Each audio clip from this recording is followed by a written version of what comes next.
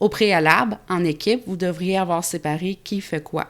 Donc, logiquement, il devrait y avoir une personne qui travaille sur le texte, une personne qui travaille sur les images ou plusieurs personnes qui travaillent sur les images et aussi une autre qui va travailler sur l'arrière-plan. Ce que je vous suggère pour être efficace, c'est d'avoir un deuxième format, un deuxième fichier qui est le même format que celui du texte. Donc, on fait un nouveau fichier et on va s'assurer qu'on a le même format que notre coéquipier.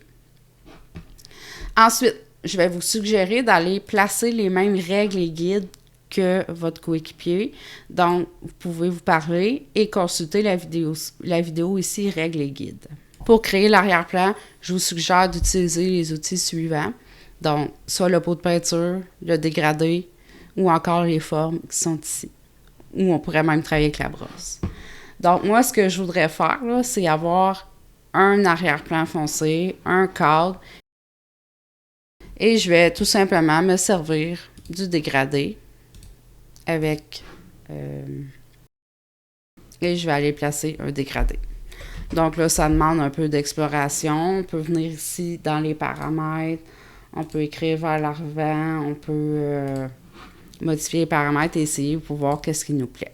Je mets un cadenas si ça me satisfait et que je ne veux plus y toucher.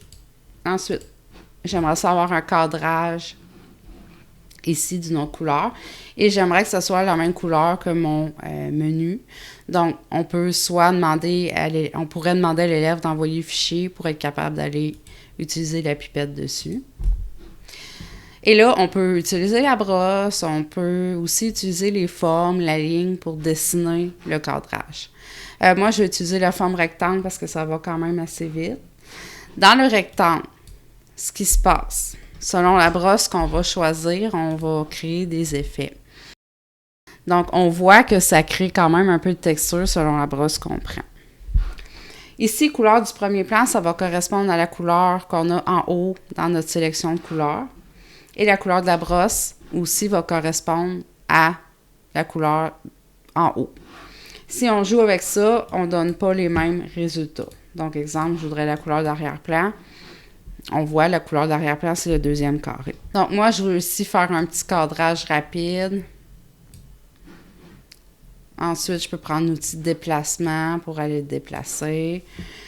Et là, je vais aller faire mon cadrage. Donc, je ne veux pas le refaire à chaque fois. Je voudrais juste écrire ici, cliquer ici, puis faire dupliquer.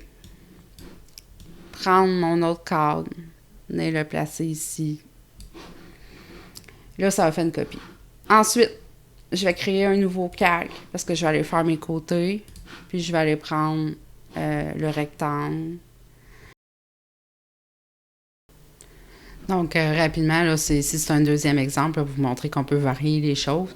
J'ai mis des repères, j'ai travaillé avec un encadré qui est moins net. Là. J'ai travaillé plus avec la brosse.